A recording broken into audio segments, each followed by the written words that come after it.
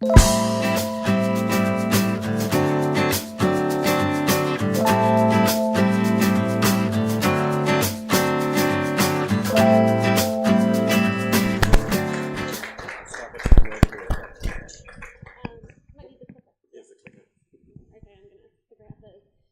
this with my phone and stuff because I just wrote this today, so please bear with me. All right. So yeah, I guess I'm going to start with a little bit of a story about myself. I've been struggling with depression and anxiety since I was 12. Long time to deal with that kind of thing. Something I still struggle with every day. And it's probably not something that's going to go away anytime soon. But I have this quote on my wall, and there we go. It basically just says, always believe something wonderful is just around the corner. And sometimes it's really hard just to think this way. Even if you're not struggling with a mental illness, sometimes it's just really hard to believe that something good is going to come into your life. But I like this quote because it really makes me stop and think. The negativity that I'm feeling right now, that's going to go away and something good will come into my life sometime soon.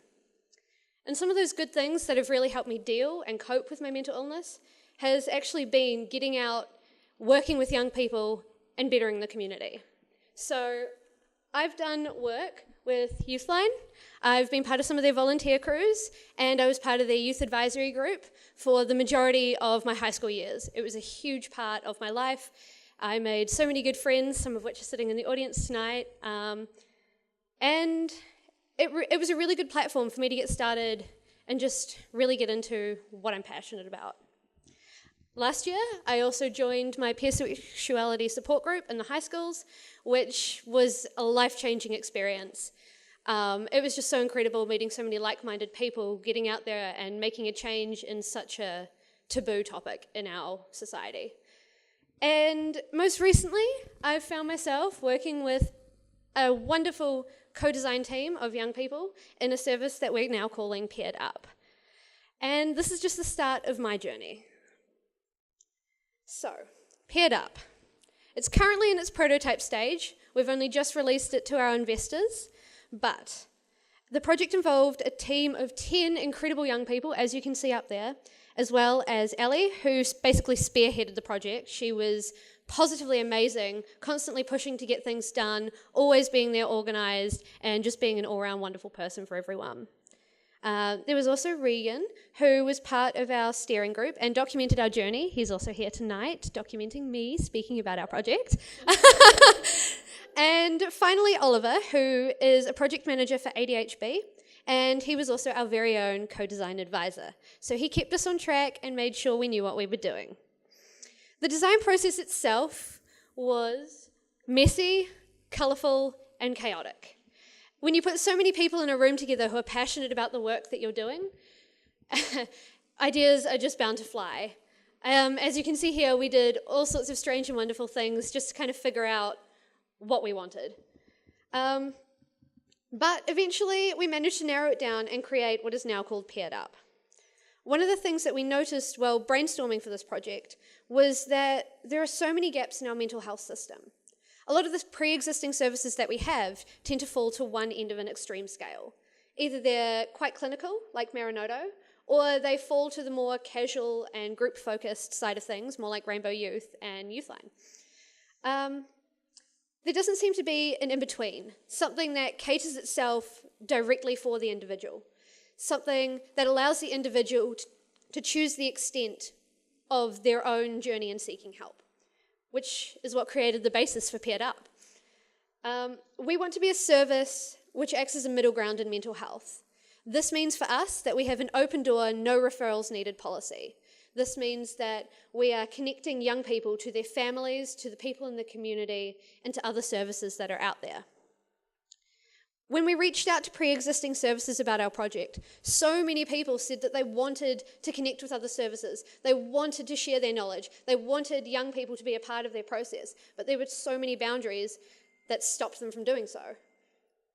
So a network like Paired Up would be really helpful in just creating that exchange of knowledge, creating that exchange of ideas and bringing people together for a common cause. We also want to be able to cater for everyone's needs, as we recognise that everyone seeks help differently. What works for one person doesn't always work for everybody else. So to do that, we realised that we would need more than one revenue for people to contact us. So we came up with 3. So as you can see up here, these are some of our prototypes that we had the other day. Basically, the first one that I want to talk about is having a space where our support workers would be located. This would be a central space for them to work out of. It would also be a drop-in centre, similar to the centres that Youthline and Rainbow Youth have. So this means that young people can come in, they can hang out, they can speak to our support workers, or just have a genuinely safe place for them to be themselves.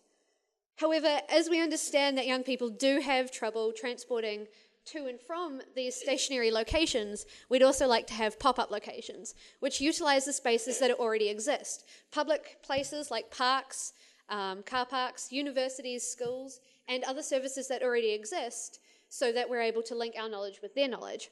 And this means that it's easily accessible for young people. They can jump in wherever they want, they can come and go as they please, and have a really good time if that's all they're there for. Secondly, I'd like to talk about a Tinder-style app which allows individuals to see the profiles of all of our support workers and select which one they'd like to talk with. That gives young people a chance to feel like they have agency over their own journey in seeking help. This gives young people the chance to decide who they want to see with, someone who might have gone through things similar to them, or just has the same interests. It means that they're not being placed with a stranger that they don't necessarily feel comfortable talking with. Face-to-face meetings would initially be conducted at our safe space group. We have had a few questions as to what the safety would be like for our peer support workers, and in case you're wondering, we do have a plan in place. We'd like all our support workers to go out with partners if they're going off-site for a face-to-face meeting, and we'd also like to just have a list of safe places that are kind of okayed by both parties out in public in case the drop-in space isn't accessible or appropriate for people to use. And finally, and most simply of all, we'd like to have a website.